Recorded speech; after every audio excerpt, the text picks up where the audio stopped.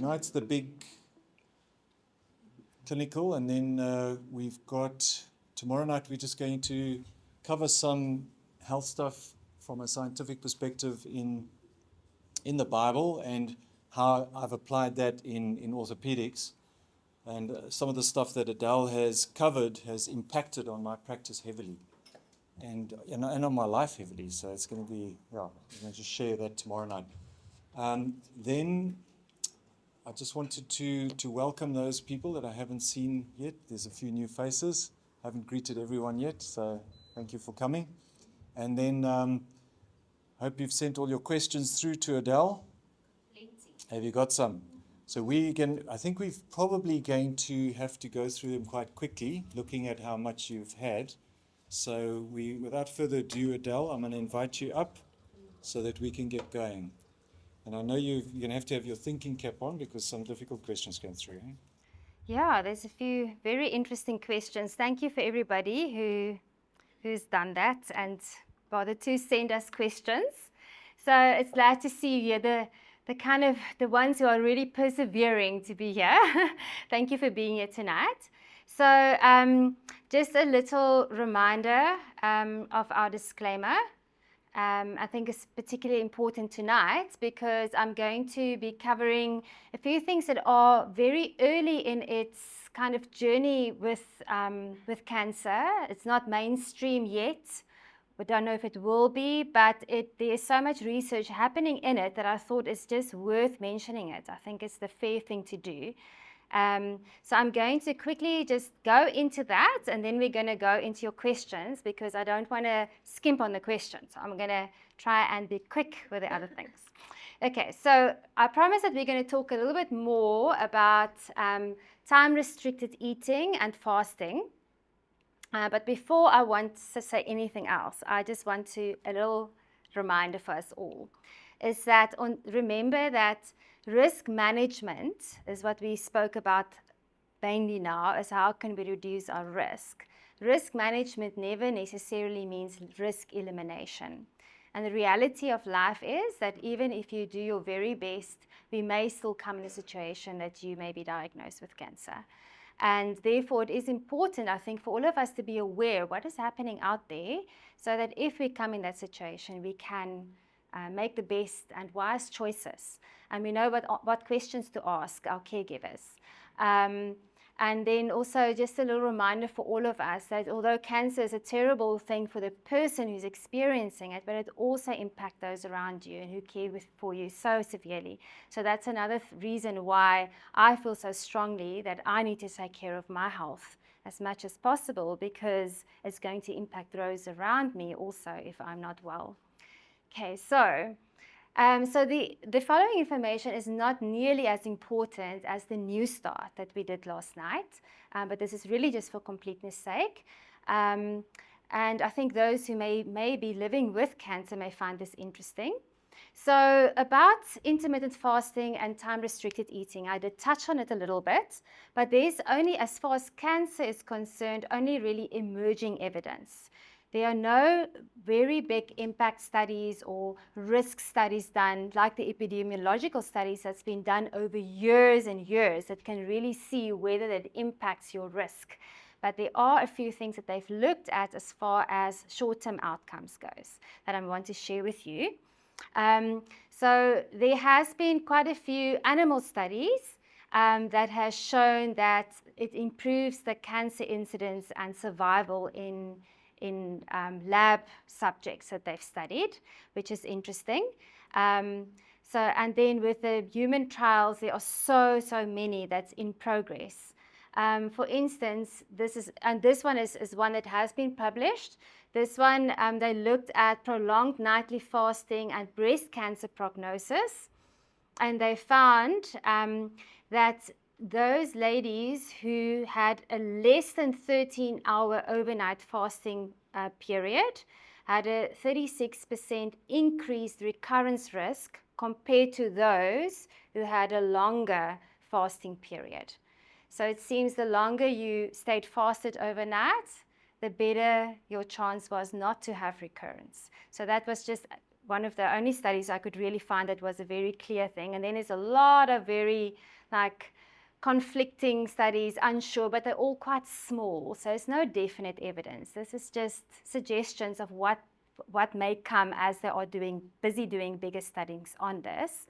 What is interesting in this study is also that they found that their HbA1c, which is a marker of your blood glucose, was significantly decreased, as well as the inflammatory markers. So that I found quite interesting. It was not a small study. That was 2,413 subjects in the study, so it's pretty big. So it was interesting. So just for interest's sake, what happens while we don't eat? If you remember this slide, I'm not going to belabor it because we all know what happens, that when there's a lot of nutrients in our body, we either use or we build and replace. And the more nutrients there may be that we don't need, the more is the pressure on, the growth signal pressure that we need to build, divide, and the higher the mutation risk. But what happens if there is a nutrient paucity? So for a period of time, we actually have a rest and there's no pressure from any nutrients that's pressing our buttons or pressing our accelerator. And it's very interesting that there is actually a little hero on the block called AMPK. So AMPK is actually an intracellular. It's like IGF-1 is circulating. It's not in the cell. mTOR is in the cell. AMPK is also in the cell. And when the cell senses that there are no nutrients coming in, AMPK is activated, and that then blocks your mTOR. So I call him the hero on the block because every story needs a superhero. And then the cell realizes that it's cleanup time, and they can start doing cleanup and repair. So basically can stop stocking the pantry and can start dusting the shelves. But when there is then for a while a negative balance, particularly in glucose and amino acids, I just want to mention that if you still have amino acids circulating, your AMPK is not activated. So it's very important that you don't have excess amino acids because then this pathway is not going to work. So if there's for a while now that there's a strong stimulus of an absence of glucose and amino acids, then you actually just go over from the cleanup and repair mode into recycling mode. And this is quite an exciting period for your body because then it goes into what is called autophagy. Many of you may have heard the word before. So auto means self and phagia means to eat. So it literally means self-eating. And what the body actually then does, it starts looking at what is old that I can recycle. And all organelles that is damaged and not necessary anymore is broken up, and those proteins is repurposed. It's looking at the DNA, it's replacing the DNA to say the DNA repair, that we spoke about. All that happens at the same time. Cells that is not supposed to be there, that has not been active, not the self-destruct button has not been pressed, that's the time when that really then happens in a strong way. And that's a real period of clean up in your body. And it has been really proven to be a very important cleanup process in our bodies. Okay, so just so that we know, the problem though is that you need a significant period of a fasted experience for your body before your AMPK is actually activated. So glucose, if we have a carbohydrate meal and all that glucose has come into our bloodstream, it takes about 2 to 4 hours before the glucose is handled and that's all gone. Our diabetics agree, that's about how it goes. And then if you have a plant origin amino acid, they disappear from your bloodstream about 4 to 6 hours after the peak. And then if it's from animal origin, it takes a little bit longer. It can go 6 to 8 hours. So that is why timing of our last meal of the day is quite important. If you're going to eat too late and you're going to have a fasting period overnight and there's still a lot of circulating nutrients, particularly amino acids in your body, then you may not come to the point where your AMPK actually activates and the body can go into that period of repair and recycle. So, but it is doable. All we have to do is be careful with our late night snacking. So, in the ideal world, what it would actually then mean is that we have properly set meal times and probably our dinner planned earlier and probably lighter. There are also some of these scientists who's looking at these things who are suggesting that you do a protein cycling and only have protein over 2 of your meals in the day. And your third meal keep protein free so that you have a longer period without amino acids that interfere, because the amino acids activate, especially the animal base, the branch chain amino acids that we spoke about. They activate your IGF-1 and they will suppress the AMPK.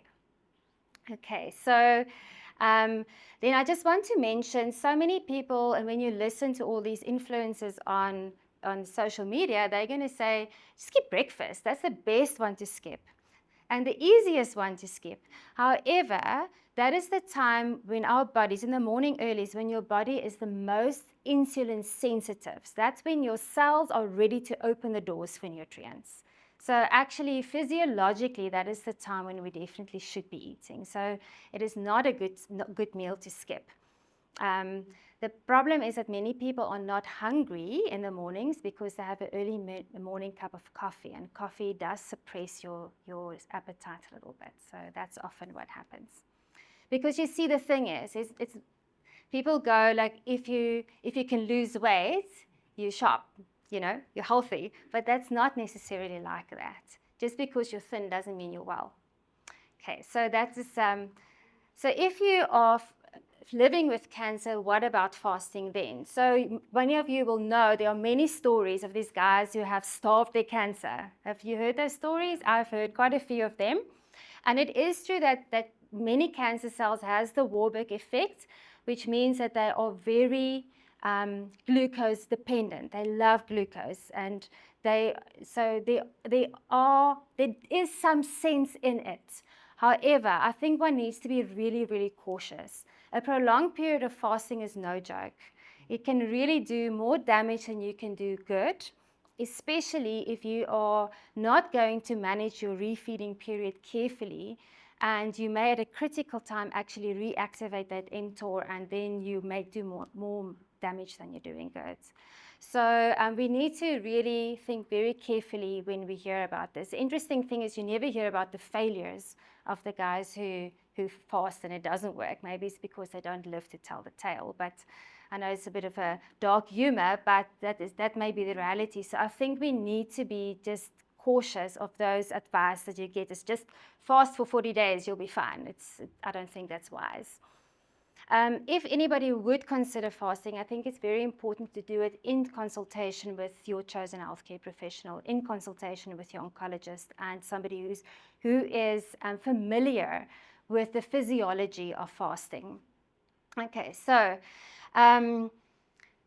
then I just wanted to mention that when it comes to the fasting, there's not been any studies that showed improved survival of even in the test animals, in the animal testing of any animals, if it was done apart from oncological treatments, if they didn't have radiology or chemotherapy with it. But there's quite a lot of interesting things that's been coming out when they combine the two, and I'm going to just touch on it very quickly. Oh, this is probably so small. Okay, what it basically shows, and this is animal and lab studies, and you can see there's a lot of studies that's been done. Okay, so this has been well studied, is that they show less, and this is mostly mice, they show less toxicity from the chemotherapy to the normal cells, and there seems to be a sensitization of the cancer cells to the chemo.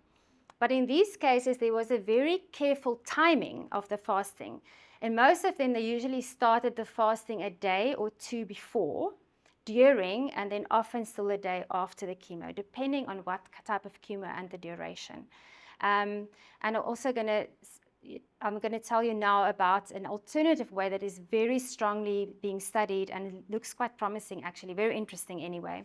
And also, this has shown less mice that has died from complications from the chemotherapy. So it is very interesting. There is some human data on it. Once again, you can see there's a whole lot of it. Basically, most of them show that there is reduced self-reporting of side effects. And also just that they, what these studies, they were all very small, not very long, but what they did show as well is that it was safe. There was no worse outcomes in any of these cohorts than when they just ate normally. So that is just interesting. So I have mentioned Dr. Longo before. He's a gerontologist who's branched off into cancer research now. So his big research has been in longevity. And he has come up with this concept of fasting mimicking diets. And it's quite an interesting concept. So you basically go on a low-calorie diet, but you still have some calories that come in. Restrict your calories to about 750 kilocalories per day, but no protein and some fat. And the idea with that is that it's more tolerable for you, but that you still go on, usually about day 3, you go over to a period of ketosis. And you have no protein, so the AMPK is not being braked by amino acids in the body, and they usually don't go over 5 days. And then they do a 2-day refeeding. This is an interesting concept. Also, what the advantage of that is that your microbiome still stays active because there's some food going in. So, and then you repeat this at regular intervals. And very importantly, the timing of the refeeding and all of these was very carefully done so that you don't get a massive activation when your cells are now cleaned up, ready to rebuild and to do new things, and then you activate it at a critical time of your treatment. So it was very carefully done. So this is not the type of thing I would advise anybody ever just try on their own. Okay, so the animal and the lab studies. There are, I wanted to actually just show the effect. Oh, this was a general outcome of the effect of this in human studies. The animal studies, let me first tell you what that showed. In non-cancer mice, it showed a reversal of type 2 diabetes in a significant number of them after about 6 cycles. It showed a reduced incidence of Alzheimer's in the mouse. How they test Alzheimer's in mouse, I'm not sure, but they do. And they had a longer survival. They didn't look at cancer incidence at all. Those mice who had cancer had less, and they treated them with chemotherapy and then the fasting mimicking diets. They had less chemotherapy side effects, and they had improved cure rates. So it is very promising in the animal studies. There is a little bit of human studies. I'm going to just quickly show you. What they have found in general was, let's see if I can work this thing, that their fasting glucose is decreased. This is after a couple of cycles of fasting mimicking diet, and not during a fasting cycle, but then when they're back to normal diet. That they find that over time, this seems to have a metabolic effect.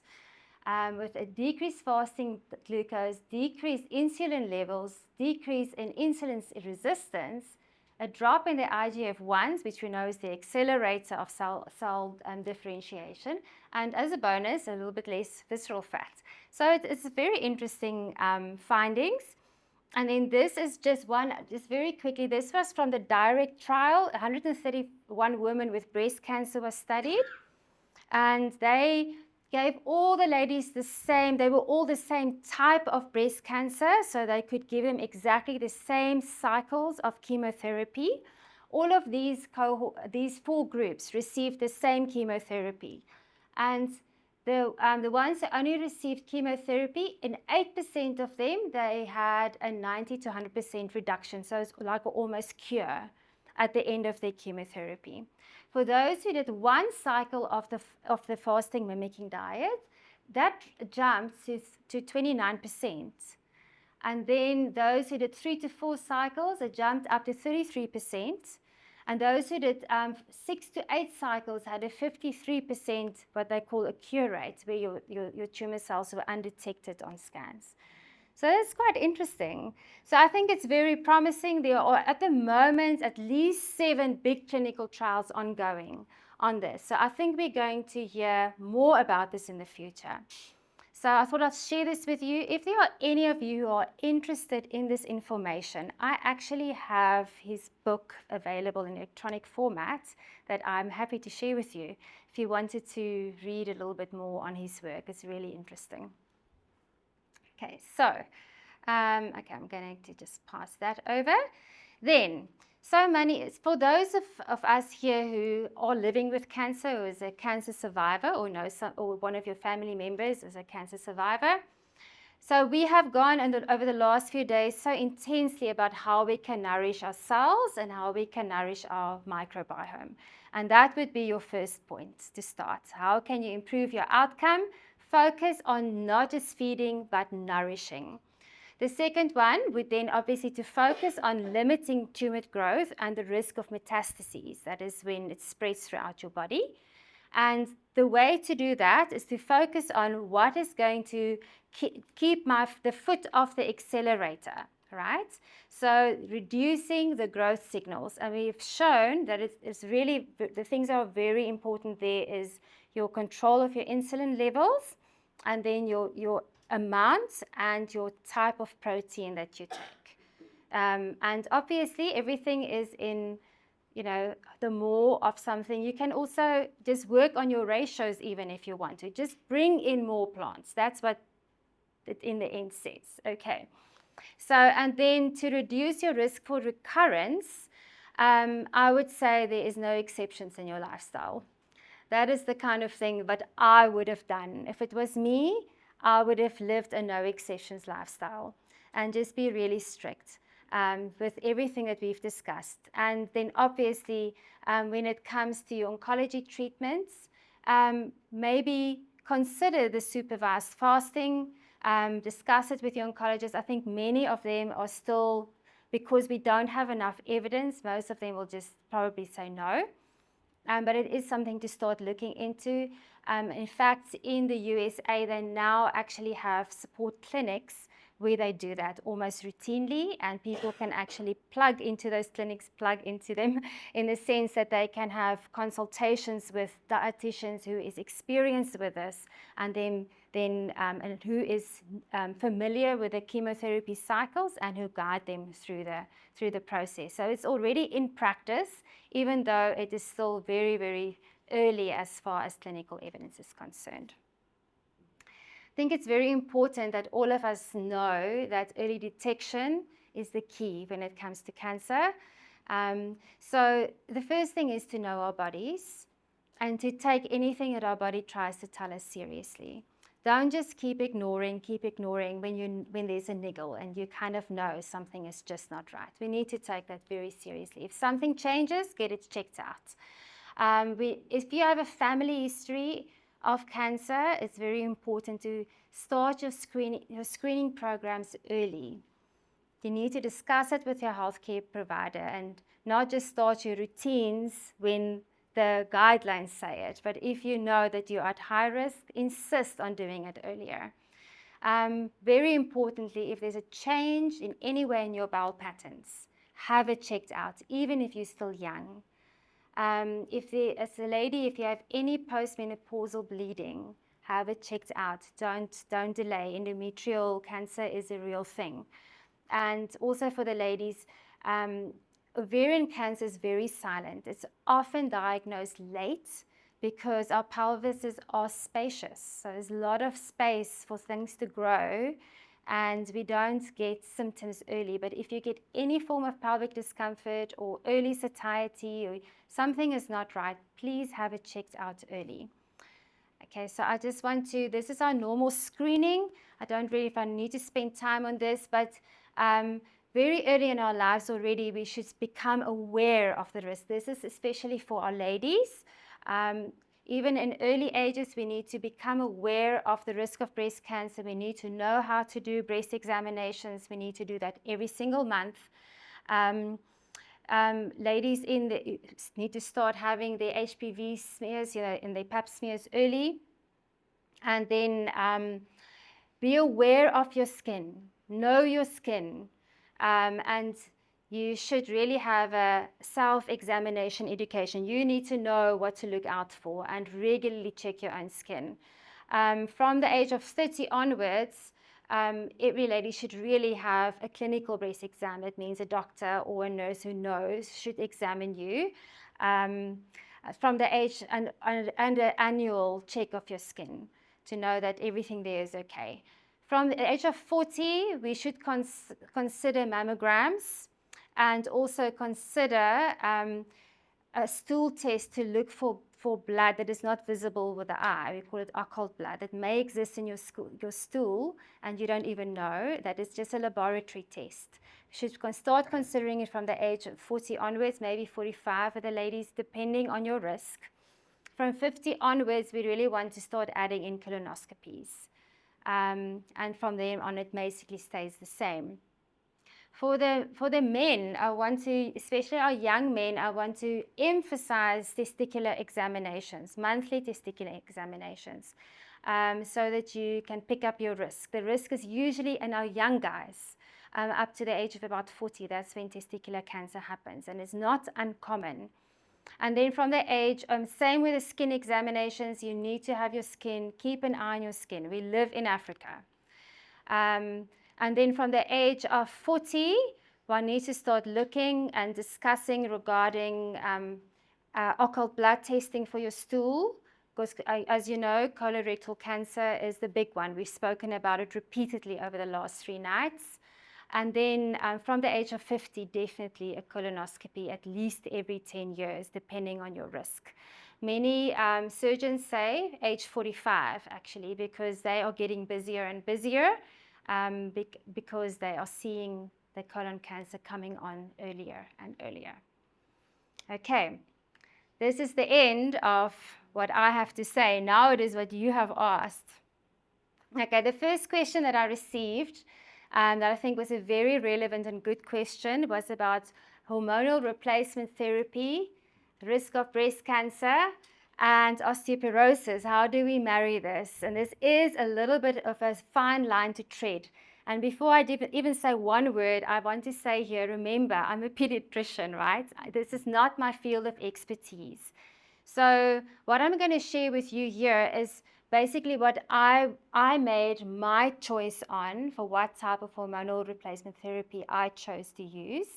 And I'm going to share that with you. And then you can do with that what you want to do. And it's really important to make your decisions with HRT in view of your risk of many things, not only cancer risk, but also cardiovascular risk and especially stroke risk. And then discuss that with your healthcare provider. Okay, so I just want to quickly go through the advantages of hormonal replacement therapy. I think that's a good place to start. Is firstly, obviously, it relieves the menopausal symptoms, and all of us who's been there knows that that's actually quite a big thing. It really makes a difference when you are feeling so much better in yourself. Then it reduces osteoporosis risk, in that it increases your bone, or actually more preserve than it's supposed to preserve your bone density. But we also know that ladies who have osteoporosis, who's on treatment, if they are also on HRT, it does help to preserve their bone density. And I want to pause, or actually to even improve it. But I here want to pause for a moment and just mention osteoporosis is not just a calcium deficiency. In fact, as I mentioned before, our calcium intakes are usually sufficient. It's mostly dependent on our vitamin D levels. It's also important that you've got adequate protein. It doesn't need to be high, but it needs to be adequate, because there's still a protein structure that forms in your bone.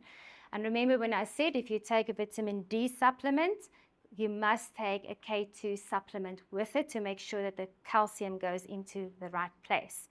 But what is even more important is that your bones work, because our bodies are like that. They only build what they need. And if you don't weight bear enough, if you don't walk, if you don't do a little bit of strength exercise, your bones are not going to feel the need to keep its strength up. So that is really what our most important thing is, to keep active and let our bones build and stay strong.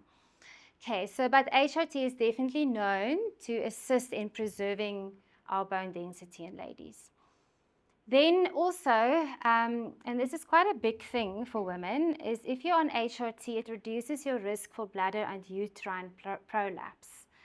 And then your general quality of life is often improved because you sleep better and your mood is better, and often also your fat distribution and how easily you gain weight, etc., is improved if you are on HRT. So generally women feel that their quality of life is improved when they're on HRT. Saying that, there is indeed the Nurses' Health Study. I've quoted the Nurses' Health Study as one of the epidemiological studies so many times. That study opened a huge can of worms a couple of years ago when it revealed this, that these ladies were assessed, or when their data was extracted, they found that ladies who were on HRT indeed showed an increased risk for breast cancer. If they were on estrogen alone, now when would you put a woman on estrogen alone as a hormonal replacement therapy? That is if she's had a hysterectomy and she doesn't have a uterus anymore. If you have your uterus, you need to have both your estrogen and your progesterone, because they've shown that your risk for endometrial cancer increases if the estrogen is not opposed by the progesterone. So therefore, anybody who still have a uterus will be on both. You cannot just be on one. So just as a clarification. So ladies who are on estrogen alone had a relative risk of about 1.2. So that means a risk change of a positive risk change of 20%. So an increase of risk for breast cancer of about 20%. Once they were on estrogen for plus a progestogen. Now they were all on the synthetic progestogens, and this is important because I'm going to speak about this just now. You get different types of progestogen. I want to call it a progestogen because progesterone is natural. Progestogen is synthetic. Oh, they are kind of the group of progesterones. Everything that you can take together is called a progestogen. These were all synthetic.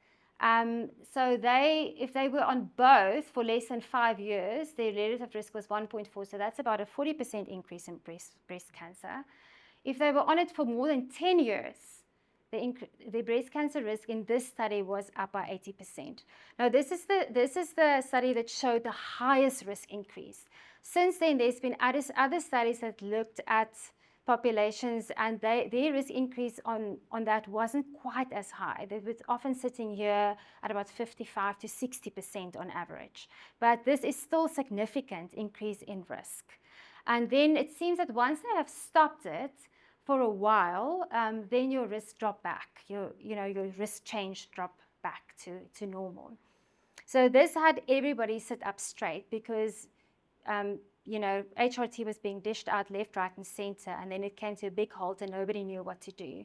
So in the meantime, there's been a lot of studies and a lot of refinement that has been done regarding the risk in HRT. And before I even present this, I just want to just tell you that if you have a family history of breast cancer and you are a smoker, your risk is definitely higher for complications with HRT. So you need to consider this data carefully and speak to your healthcare provider carefully about this. So there's this study that was published. They had a very big cohort. I didn't make a note of how many, but it was big. I may still find it. So the title of this, that there was an unequal risk for breast cancer risk depending on what type of hormonal replacement you received. And the type difference was not in the estrogen. They did not find that the type of estrogen made any difference. The difference seemed to lie in the type of progesterone that the women were given. So this was their analysis. Oh, there we go. There is the N. That means the number of subjects. 65,000 women. That's a lot. It's quite a nice size. Not near as we've seen. It's not an epidemiological study. We were looking at 500,000, with our other data. So this is not near that. But it was definitely a very well-designed and well-stratified study. And they looked at, if the ladies here again, if they had estrogen alone, their risk change was 20%. If they were on estrogen and progesterone, now progesterone is natural progesterone. That's why it's not progestogen. You get replacements that's actually progesterone in the name, okay? Then there was no change in their risk, no change. If they used dihydroprogesterone, it's also more similar to our natural kind of progesterone. Their risk increase was again 20%. Other studies showed this to be lower with a dihydrogesterone. And then estrogen with other progestogen, so that's with the synthetics, the risk was up by 60%. Okay, so my conclusion from this was, it's important to know what is in your hormonal replacement therapy. What type of progesterone are you using?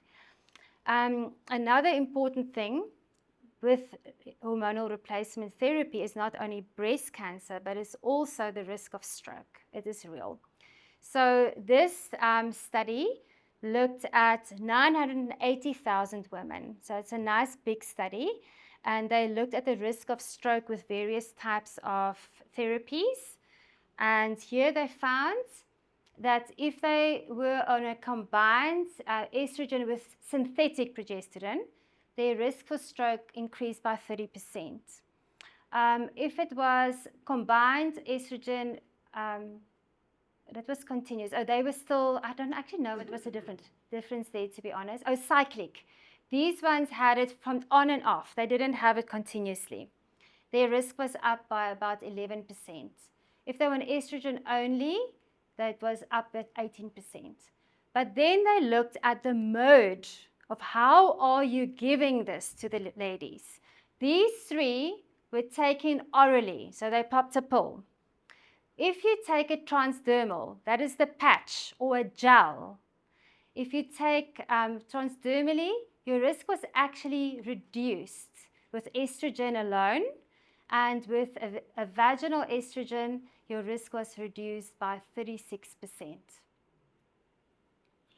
So it seems that transdermal is the way to go. And when it comes to strokes, it is the estrogen component that's important. When it comes to the breast cancer risk, it is the progesterone component that's important, that does the risks. Does that make sense? Okay, so when I had to make my decision, I take my progesterone, which is a own, I take orally, and I take it in the evenings because that is when our natural progesterone is normally more secreted, is in the evenings. And then the estrogen component is a natural micronized estrogen that I take as a gel that I apply. And I usually take that in the mornings. I actually spread mine out twice a day just because I get a little bit of side effects if I take it only all at once. So that was my choice. But I do urge you, you need to know what is in your hormonal replacement therapy, and you need to go and weigh up all these risks and decide if this is what you need in your life. I hope that answered the question thoroughly. Can I ask a question? Yes, please do. What is the vast difference between those lab studies of taking it orally as opposed to transdermally or vaginal or mucosal? Are you asking what is the efficacy or what is the risk? What is the difference? Is it because of the synthesis through the liver? Oh, okay. So she's asking why. Very good question. And yes, you're exactly right. If you say take something orally, apologies for that, it gets absorbed and then it first passes through your liver. before it goes into your bloodstream. And your liver, it seems that that process that's happening in the liver is what is making the difference. Yeah. It's for the estrogen. Question on your preventative, those women that have been on progesterone injections, how would that affect them later on in their life? Okay, she's asking ladies who has been on the progesterone injections, I assume for contraception.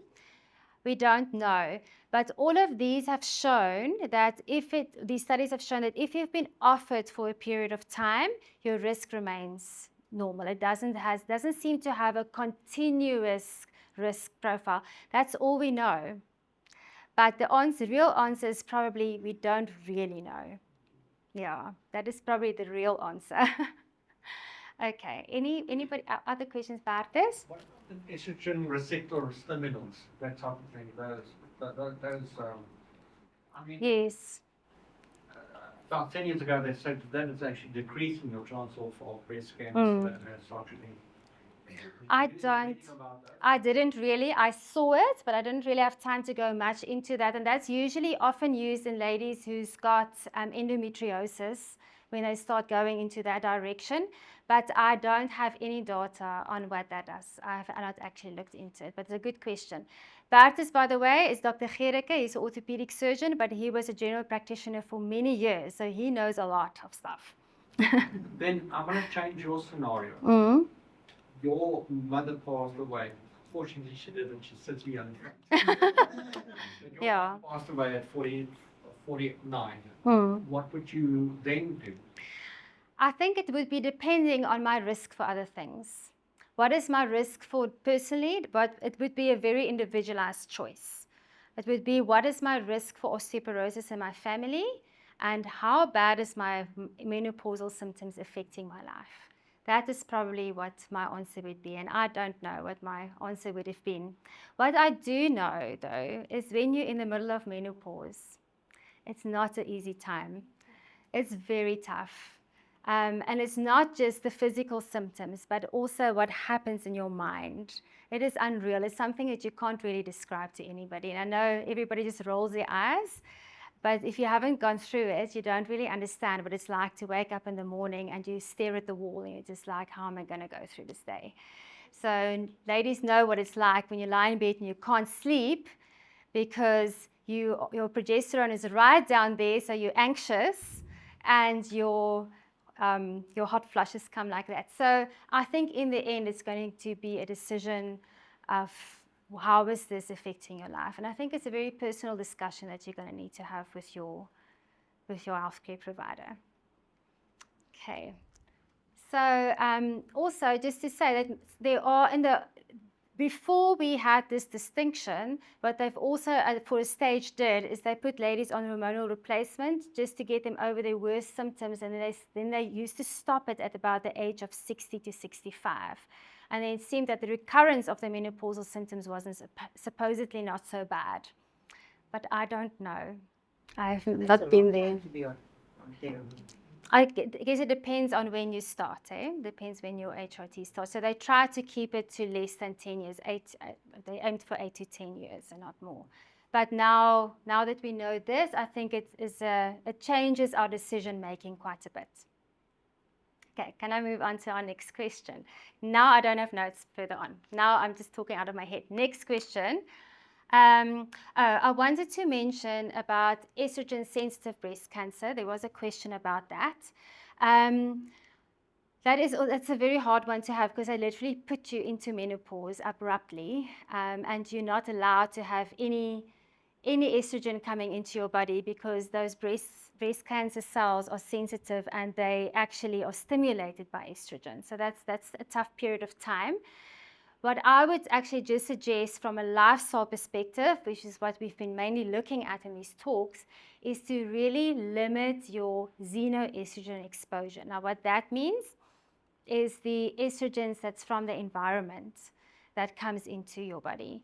And those are the things like the plastics. I would not let my food touch plastic, especially not ever heat anything in plastic, and definitely not cheap plastics. I would definitely look at my cookware. there's somebody who's asked me for a reference of what cookware I use. You're welcome to come chat with me afterwards. I don't actually know who it is, but you can come and see me. I would definitely have a water filter, because remember, half of our population is on, that is, okay, this is not a fact, this is an opinion, okay? I'm just thinking half of our population is on contraception, and the water goes through the sewage plants, it gets filtered, it goes back in the circulation. What happens to those hormones? It must go somewhere. I don't know where it goes, but I would definitely much rather do a reverse osmosis of my water and just add my electrolytes in. That would be me.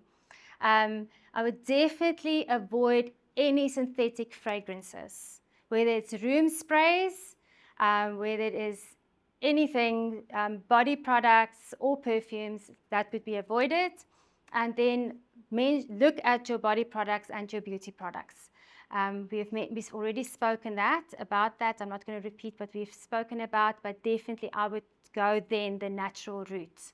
Even my deodorant, I'll go the natural route. If you want some recommendations, I've done quite a look into some of the natural products that is out there. Come and chat with me. I'll tell you what I've looked into, what I've tried myself. I'm happy to share that with you. Our next question was about milk replacement and calcium, because I think everybody got quite a bit of a fright when we saw what our dairy does to our IGF-1 levels. I was also blown away with that when I saw that. So what people want to know, what do I do now? Does it help if I take low-fat milk? No, because it's the protein in there. So even if you replace it by a low-fat milk or yogurt, it's the same protein that is causing the problem. But remember again, if you don't want to cut it out, at least reduce your volume that you use. People wanted to know about potential milk replacements. So you get so many on the market. But once again, I just want to tell you that if you're going to buy it in a box, just read the label, because it's probably still quite processed. It is very easy to make milk replacements at home. Oat milk, very easy to make at home, very cheap to make. But just remember, with oat milk and rice milk, that is carbohydrates, and you're taking the fiber out. So I would never just down a glass like that. If you use it with a meal, like if you wanted to have it with a cooked cereal or something that you have made, or in something, then that would be great. But if you use it just like that, you're going to get a spike in your glucose and your insulin, because you've taken your fiber out of there. Rice milk, I am personally not crazy about, because of the arsenic load in rice. All the rice paddies around the world basically is contaminated with arsenic, so we know that it loads us. That's why rinsing before you boil is important. We have spoken about that, but that is why I wouldn't want to use rice milk, because then you concentrate that a little bit too much for my liking. Then there are all your various nut milks, also very easy to make at home. I can give you some tips. Sometimes I'm just a bit lazy sometimes, but then especially the almond milk, very easy, very, very yum. And then of course there are soya milks on the market. Once again, just look at your ingredients, because some of them has a list this long, and then I don't think it's any advantage really. So we personally do use soya milk at home, but I order it in from a company that I know that, I've looked into their products. They do it as simply as possible. There's literally just 3 ingredients in there. So these are all your options with milk replacement. But what about calcium? What's the question? What now? Where are we going to get our calcium from? You should not be worried.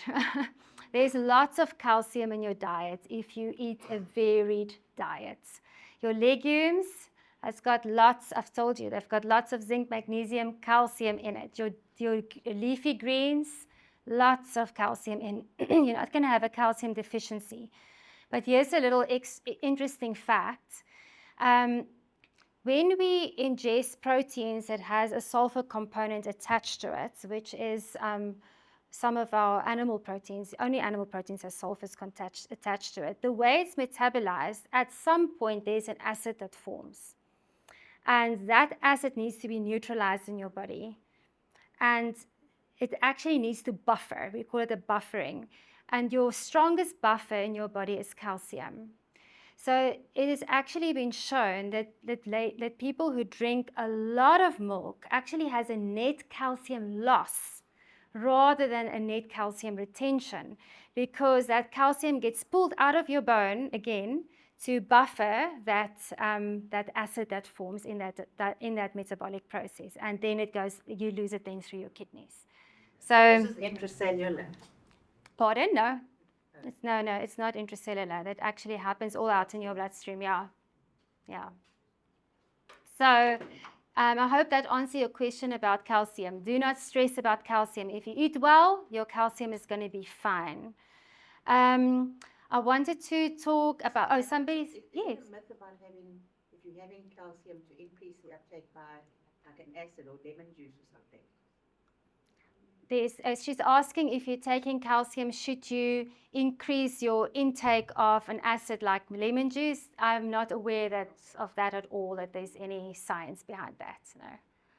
Okay, somebody asked a question about sunspots. Very good question, because I've mentioned that we really need to be aware of our skins. Very high risk.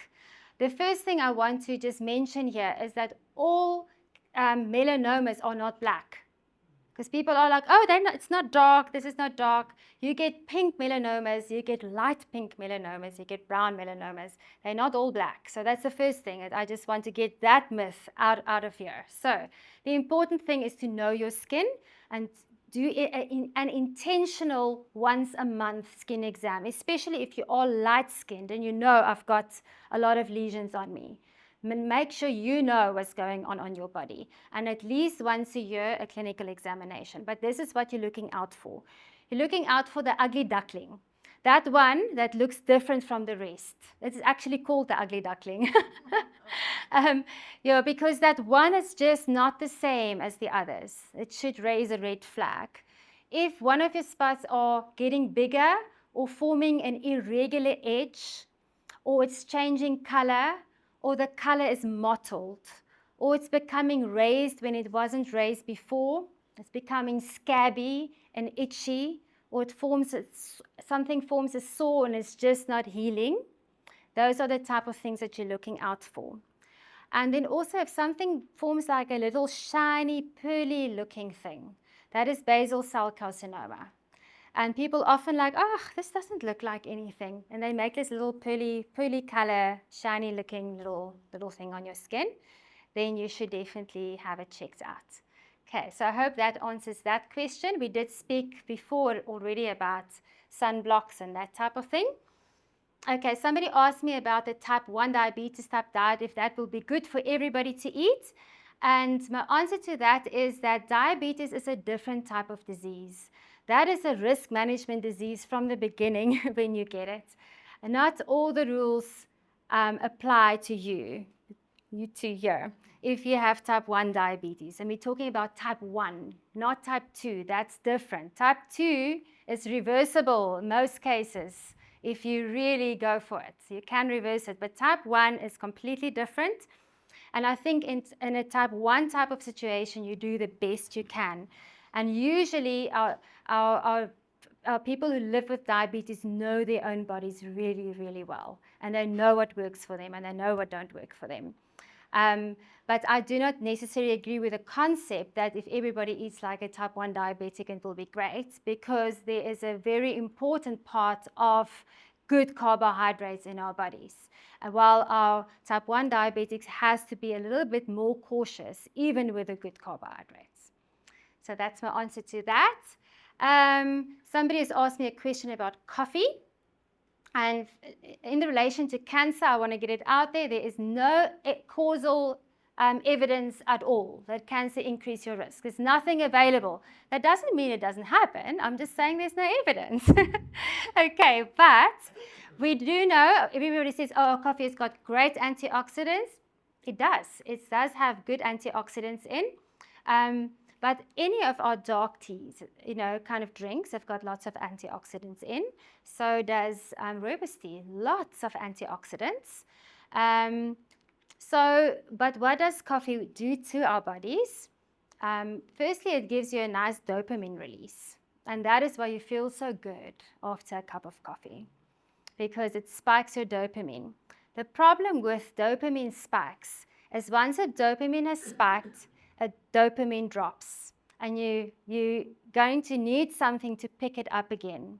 And the problem is that dopamine normally, if it has had repeated spikes, it doesn't come back to baseline on its own without some help, or without a period without spikes. So I'm just saying that that is one of the things. And dopamine is a neurotransmitter in our bodies that actually fuel addictions.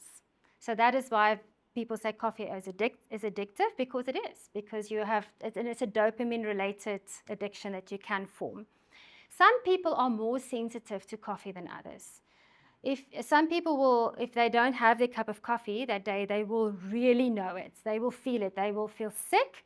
And then there are other people who will be able to not miss their cup of coffee and will be fine. And there seems to be some genetic difference. It's quite well described, and how sensitive people are for their fixer-upper every day. What it also does is coffee is a diuretic. I'm sure everybody who's had coffee knows that. It makes you run. So for every cup of coffee that you drink, you lose 2 cups of water, similar amount of water. So you're going to need to try and make up with your hydration. So in that aspect, it's really not good. But what it also does, it actually gives you a calciuresis. It means that it actually promotes calcium loss in your urine, which is not necessarily a good thing. Coffee also decreases your brain perfusion by 40%. That was shown on PET scans. There is a mechanism. If anybody is interested, you can come and talk to me about that. Coffee also increases your cortisol. And we know that cortisol is a part of our bodies. Our cortisol has got a normal diurnal pattern that it follows in our bodies. But coffee kind of does give you cortisol spikes in between. So it's probably not ideal, because we know that if we start messing with what should be regular, then yeah. I see Bartus is smiling at me. He's got this grin. He's like, ah! Anyway, I'm just giving facts. The other thing is that coffee is an appetite suppressant. That's probably a good thing, but not if it's going to make you miss your important meals. Coffee should never be a way of trying to lose weight. So those are some fun facts on coffee.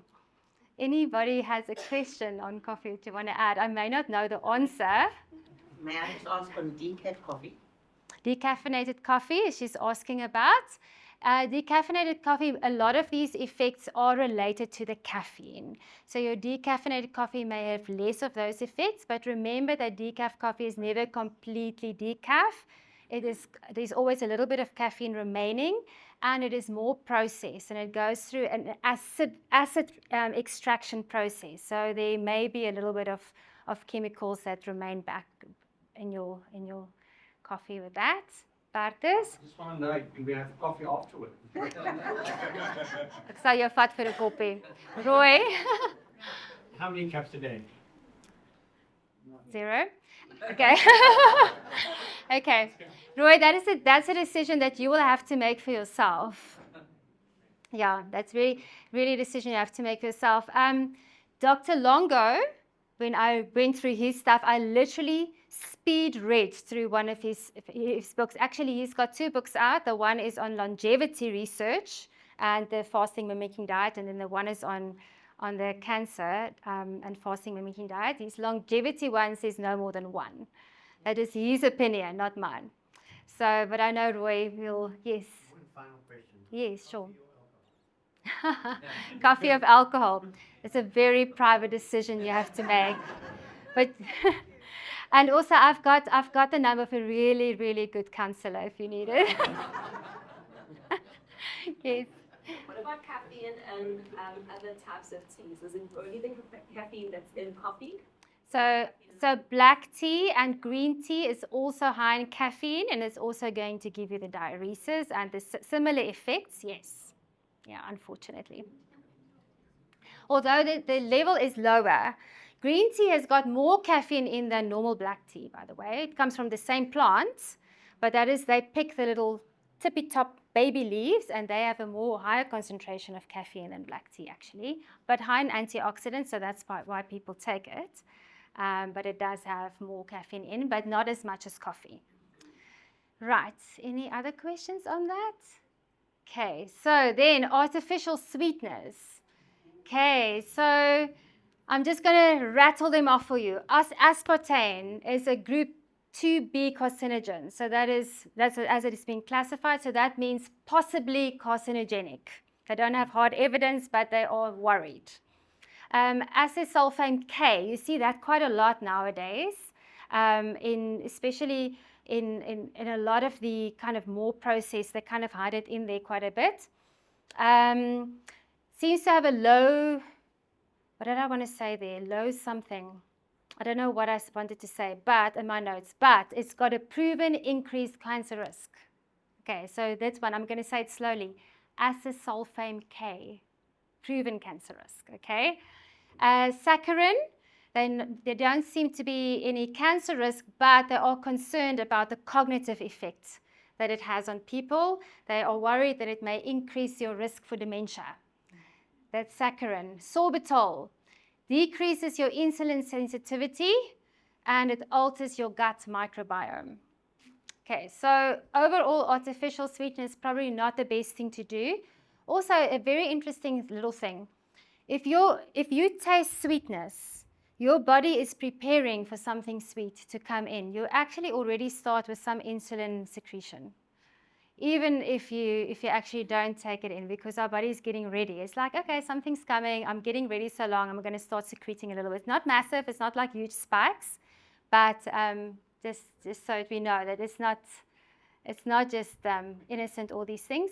Stevia seems to be safe for those who doesn't mind that little that it's got. And then your sugar alcohols, that is your erythritol, xylitol, sorbitol, that lot. Now, just to mention, that is the chemistry of it. It's got an alcohol group on it, but it's not metabolized as if it's an alcohol. So don't worry, it's not gonna, or maybe you're disappointed, but no, it's not gonna make you feel better, Roy. So the erythritol in there, we will see. You probably have seen erythritol on the shelves. It seems to be, from what we know at the moment, metabolically safe and quite well tolerated. Of this group, that's the one that's best tolerated from a gastrointestinal point of view.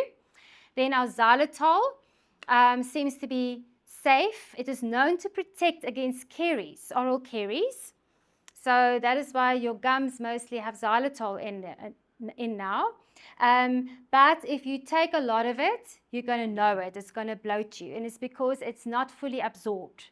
So it does give you a bit of bloating. And then sorbitol, the big thing is that it's even more gut unfriendly. People tend to get a little bit of a runny tummy if they take a lot of sorbitol. But in moderation, small amounts, that seems to be the group that is the safer choice when it comes to artificial sweeteners. Like xylitol, for instance, is originally from natural origin. It is from the beech tree that they've extracted it. So, but now most of them is actually chemically produced, but it's the same molecule.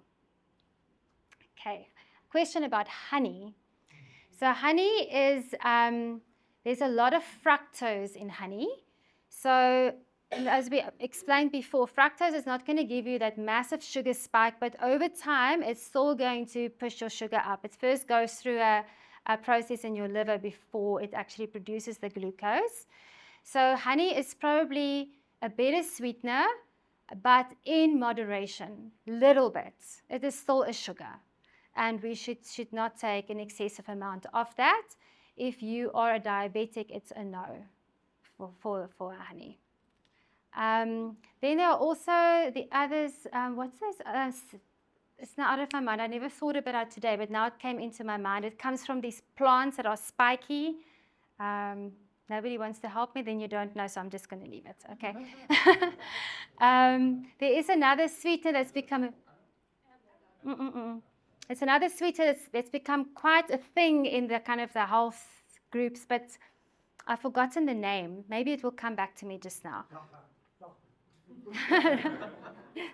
No, it's not Dachau. Okay, and then, okay, where are we? The next one I wanted to quickly touch on was the ketogenic diet, but we are actually out of time. So I wanted to know, do you want me to run through it? You okay with me? I'm going to supercharge through it. Right. So ketogenic diet is supposed to be high fat, moderate protein, and extremely low carbohydrates.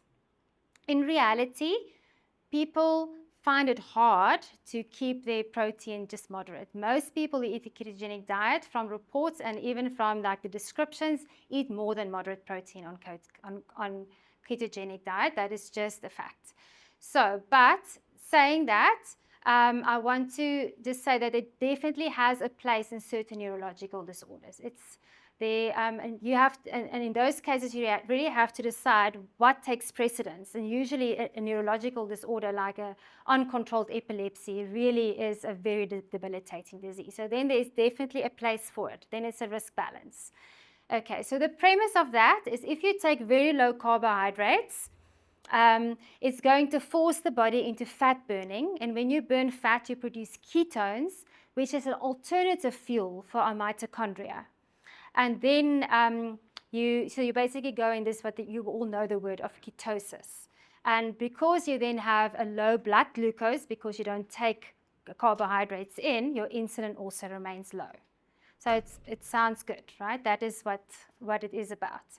So it is true that one of your ketones, beta-hydroxybutyrate, is definitely anti-inflammatory. And it also stimulates your AMPK, that little superhero. So that is good. But what is also true is that if you are going to eat a fairly high protein, animal protein diet with it, and by the way, you really cannot keto on plants. There is just not any plants that's going to give you low enough carbohydrates to be able to maintain your protein level and keto. It's not doable. Anyway, not sustainable for time. So, but if you're going to have those proteins in there with those amino acids, it's going to stimulate, it's going to suppress the AMPK, because AMPK really is just active if there's no amino acids and glucose. And the problem is also that it stimulates your IGF-1. So the concern is that you're actually overriding that AMPK advantage that you hopefully would have gotten from the ketone that activates it. So that balance we are unsure about. This is all biochemistry kind of deductions that is being made. Okay, so it is good for fat loss, but is it good for us long term? I'm going to give you now not just biochemistry, but my opinion. And it is that I think the greatest advantage that people do get when they go onto ketogenic diet is actually that they're cutting out a lot of processed foods and they're cutting out a lot of refined carbohydrates. And I think there already you get a massive advantage. The concerns that it has been mentioned when I read up on it now again is that it's very high in saturated fats. We looked at our risks on saturated fats, not only for cardiovascular disease, but also because it's so pro-inflammatory. So that is one of the concerns, and it is well known that many people who are on the keto diet end up with really high cholesterol. It doesn't seem to happen to everybody quickly, but we've known some people who's ended up with like in cholesterol crisis where their blood is so thick that they're actually busy going into heart attacks because that blood is so thick from cholesterol.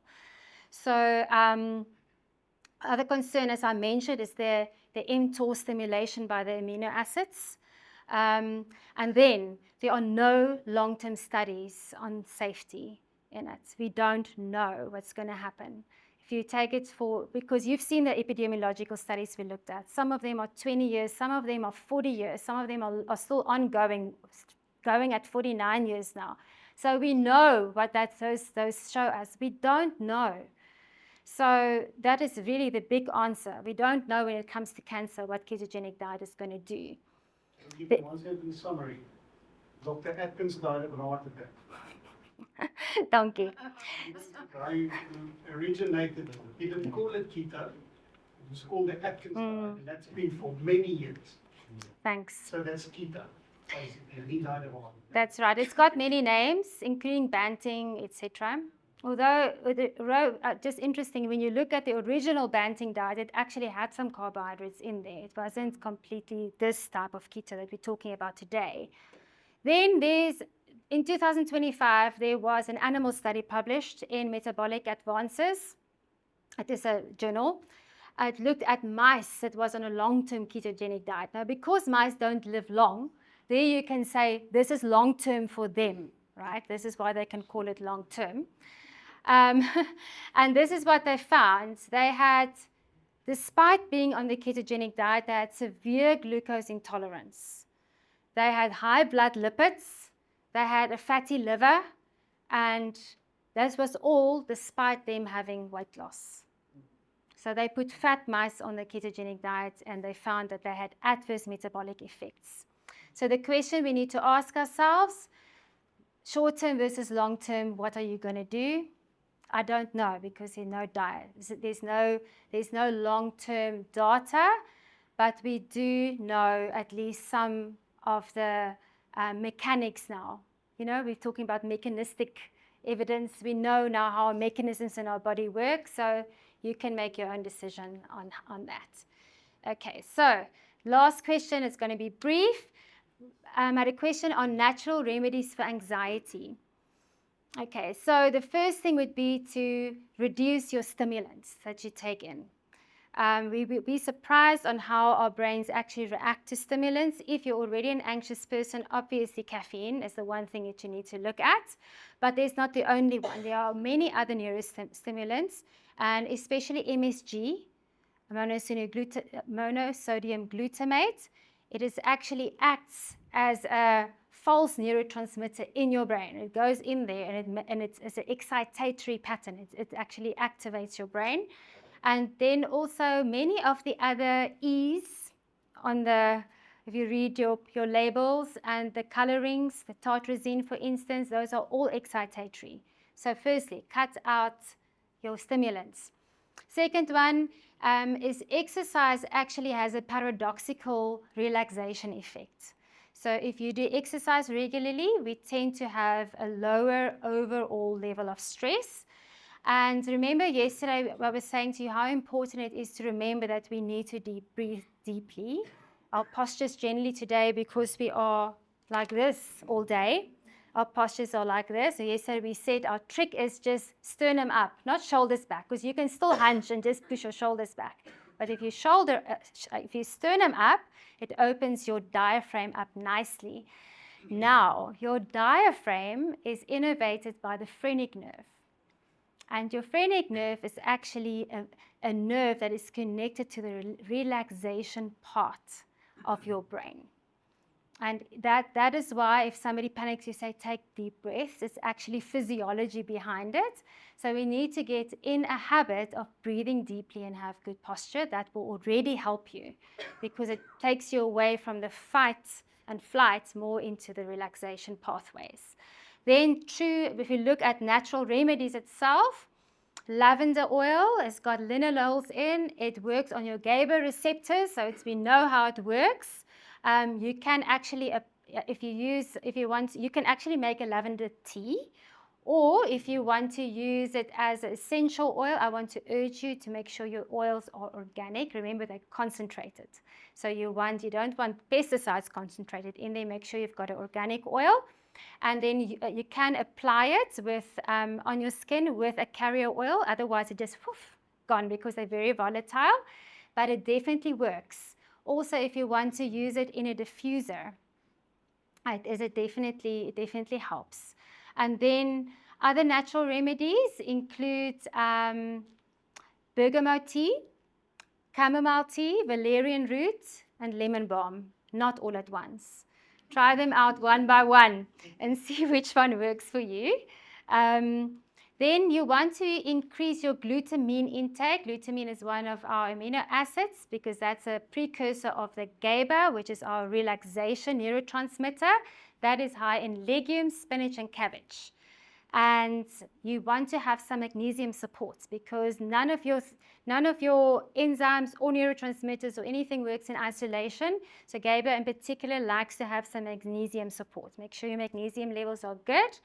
And then if you have been under chronic stress and so on, some of the people who work with natural remedies do mention ashwagandha. It is a herb that seems to be relaxating in its work. It seems to work quite a bit on your adrenals and stabilize its secretion of the adrenalines. So I don't know a ton of the physiology behind it, but I have tried it myself and I have found positive effects from it. So it is just something to explore, to go read up on. So that's my little natural remedy stuff. And remember, that is my sideline, right? That is not, I'm not talking to you as a medical doctor when it comes to to natural remedies. That is my little interest. Okay, those were the questions I've had, and our time is up. It's 7:15. So I want to thank you for being so persistent and being here and for participating and for your wonderful questions. I think these questions were all really meaningful. Thanks for asking. And please remember, we are here for you. If you want to come and chat to us privately about something, if we can support you in any way, that is why we're here. So please keep in touch.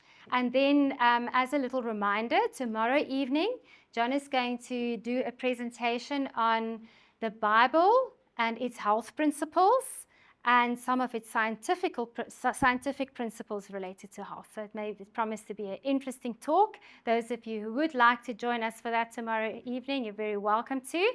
There are some free books at the back if you want to grab one on your way out, and there's some refreshments. Thank you very much.